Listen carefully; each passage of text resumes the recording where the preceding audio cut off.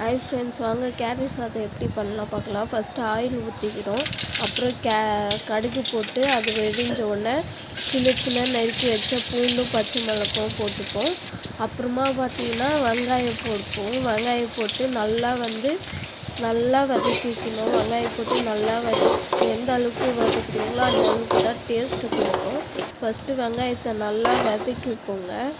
வெந்த பிறகு கேரட் போட்டுக்கோங்க. கேரட் போட்டு அது நல்லா வதக்குங்க. நல்லா எந்த அளவுக்கு அது அந்த எண்ணெயிலேயே வதக்கி விடணும் கேரட்டை. அப்போ அந்த எண்ணெயிலேயே தண்ணியெலாம் ஊற்றக்கூடாது. அந்த எண்ணெயிலேயே வதக்கினீங்கன்னா நல்லா வெந்துடும். தண்ணி ஊற்றாதீங்க.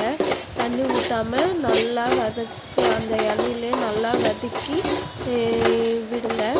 அது நம்ம நல்லா எந்த அளவுக்கு வதக்குறோமோ அந்த அளவுக்கு நல்லாயிருக்கும்.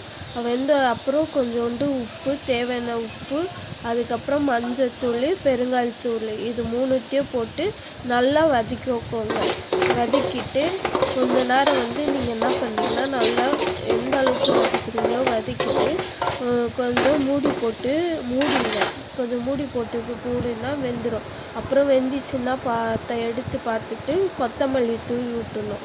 கொத்தமல்லி தூவி நல்லா தூவிட்டு அதுக்கப்புறம் அது இதுவானோடனே அது ரெண்டும் மிக்ஸ் ஆனவுடனே எந்த அளவுக்கு நம்ம வதக்குறோமோ அந்த அளவுக்கு தான் நமக்கு டேஸ்ட்டு கொடுக்கும். நீங்கள் நல்லா மிக்ஸ் பண்ணி விடுங்க. நல்லா கொத்தமல்லி நம்ம ஃப்ளேவர் கொடுக்கும். அந்த சாதத்துக்கு நம்ம வாசனை ஃப்ளேவர் கொடுக்கறதுக்காக போடுறோம். அதுக்கப்புறம் ரைஸ் போட்டுக்கோங்க. நல்லா வதக்கிட்டு ரைஸ் போட்டுக்கோங்க. நமக்கு தேவையான ரைஸு நீங்கள் ஆட் பண்ணி போட்டுக்கோங்க. தேவையான ரைஸ் போட்டுக்கின்னு அதுக்கப்புறம் பார்த்திங்கன்னா பெப்பர் தூள் காரத்துக்காக. இப்போ சளி இரும்பல்லாம் வருதுல்ல, அதனால் பெப்பர் போட்டிருந்திங்கன்னா நம்மளுக்கு நல்லது. நான் பெப்பர் செய்யலை பற்றி மிக்ஸ் பண்ண நல்லா மிக்ஸ் பண்ணிக்கோங்க. மிக்ஸ் பண்ணால் கேரட் சாதம் ரெடி.